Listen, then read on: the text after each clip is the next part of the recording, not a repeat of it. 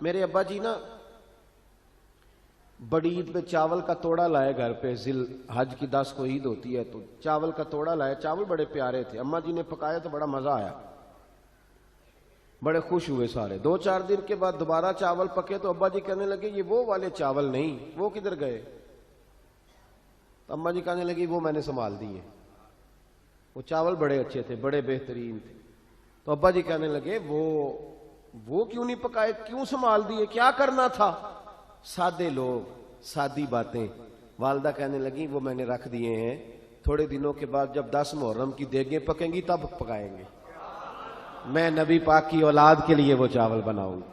वो बड़ा बचपन था, छोटा जमाना था, लेकिन बात कभी दिल से निकली नहीं, कभी जहन से हटी नहीं कि यार अपने बच्चों को छोड़ के रसूल पाक के बच्चों के लिए वो चीज अहले बैत का प्यार मजबूत करती है। तो अमल करें, अमल। हमारे यहां बहस है, दलील पूछो जी, कैसे जी, किस तरह जी, उसने ये कहा था। सारा जमाना ही बहस में लग गया, हर बंदा ये आलिम फाजल हो गया, हर बंदा इस चक्कर में उलझ गया। ये उलझाओ है, ये आपको रोक देगा। अगर हमारी तरह इमाम आजम भी बहस करते रहते तो 40 साल नमाज कोई नहीं पढ़ सकते थे सारी सारी रात। गौसे आजम ने जो सारी सारी रात नमाजें पढ़ी हैं तो बहस करने वाले होते तो बहस ही होती, नफल ना होते। वो जो उन्होंने इतनी किताबें लिखी, तफसीरें लिखी, हदीस की शरह लिखी, दीन का काम किया, फिका के उसूल बनाए, अगर हमारी तरह वो लोग बहस ही करते रहते, बहस, इसने ये कह दिया तो अब उसने वो कह दिया, तो फलाना अब ये कह रहा है तो फलाना वो कह रहा है, तो भाई ये बहस है। आप बहस में ना पढ़ें, आप अमल करें, आप अमल का रास्ता इख्तियार करें। रसूल करीम अलैहिस्सलाम के गुलामों ने अमल किया, नबी पाक के अहले बैत से प्यार किया, सहाबा से प्यार किया, जो मुस्तफा की जुबान से निकल गया उन्होंने फटाफट उसे कबूल किया।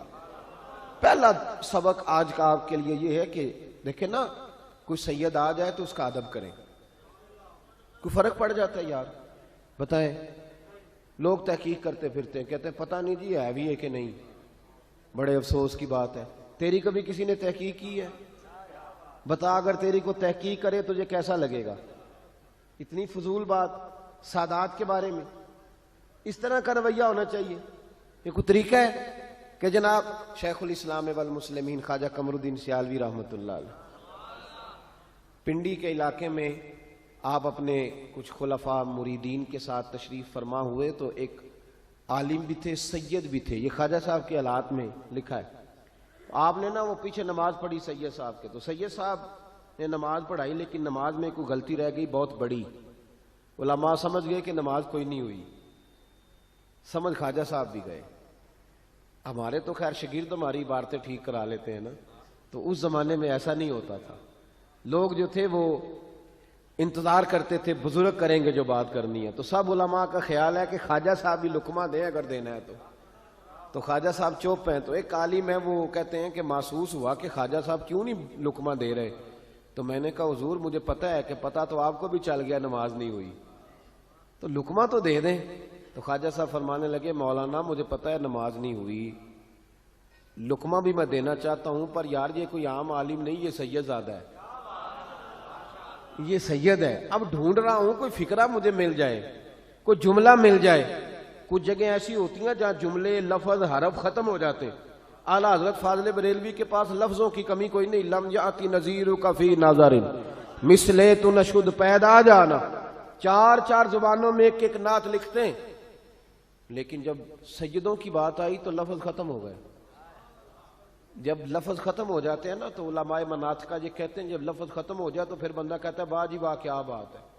अब लफ्ज नहीं कह सकता कोई, तो अब भला क्या कह रहा है?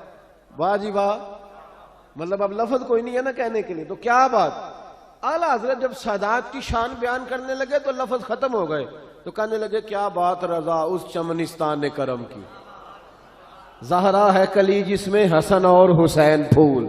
अब लफ्ज खत्म हो, अब कह दिया क्या बात रजा उस चमनिस्तान ने करम। तो ख्वाजा साहब फरमाने लगे लफ्ज ढूंढ रहा हूं, कोई जुमला मिलता है तो शाह जी को कहता हूं नमाज नहीं हुई। फिर थोड़ी देर के बाद कहने लगे लो भाई मौलवी वो लफ्ज मिल गया मुझे, उलमा लफ्ज मिल गया, मैं बताने लगा, लुकमा देने लगा। उठ के ना तो सैयद साहब के पास गए, कहने लगे शाह जी नमाज पहले भी पढ़ते हैं पर आज सैयद के पीछे पढ़ी या मजा ही बड़ा आया है।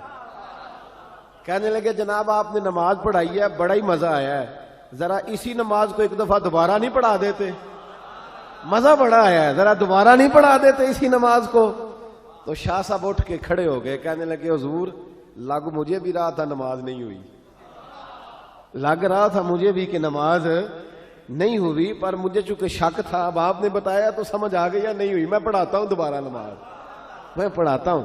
आदाब जो होती है ना, आदाब देखे ना, जो बेअदब आदमी होता है ना उसकी कोई हद नहीं होती, कोई हद नहीं होती, वो बेहद हो जाता है, इधर भी बह जाता है इधर भी। जो अदब अदाब वाले लोग होते हैं उनकी हुदूद होती है, वो सिमटे होते हैं, उनके अंदर प्यार होता है, उनके अंदर मोहब्बत होती है, उनके अंदर खुलूस होता है, उनके अंदर रूहानियत होती है।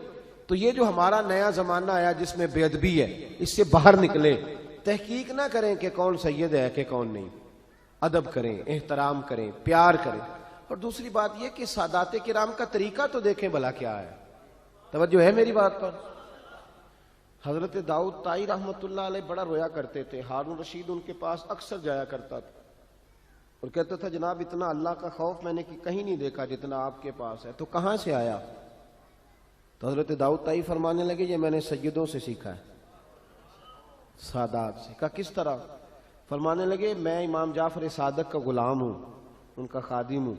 तो एक दिन रात को इमाम जाफर सादक मेरे पास आए, तवज्जो है मेरी बात पर, अपने खादिम के पास, गुलाम के पास, शागिर्द के पास खुद आए। मैं रात को उठ के हाजिर खिदमत हुआ, हुजूर इस वक्त आप क्यों आए? तो कहा मैं बड़ा परेशान हो गया था, सोचा किससे दुआ कराऊं, तू नेक आदमी है यार मेरे लिए दुआ कर। तो मैंने कहा हुजूर मैं सैयद के लिए दुआ करूं, सैयद के लिए? तो इमाम जाफर सादक कहने लगे दाऊद कई दिनों से ये ख्याल मुझे तड़पा रहा है कि अगर नबी पाक ने मुझसे पूछा कि मेरी औलाद हो के तेरे काम किस तरह के थे, आज जी देखो इमाम जाफर सादक, मेरी औलाद हो के तेरे काम, तो मैं क्या मुंह दिखाऊंगा नबी पाक को? इस चीज ने मुझे बेचैन कर दिया है, तू मेरे लिए दुआ कर, मैं नाना मुस्तफा की बारगाह में जाऊं तो वो बगैर हिसाब मेरे लिए जन्नत का फैसला फरमाए। फरमाने लगे मैंने उनसे खौफ खुदा सीखा है, सादात का तरीका, सादात का तरीका हौसला, सादात का तरीका नमाज, सादात का तरीका पर्दा, सादात का तरीका फकीरी से प्यार, और सादात का तरीका फकीरी के अंदर सखावत, फकर के अंदर।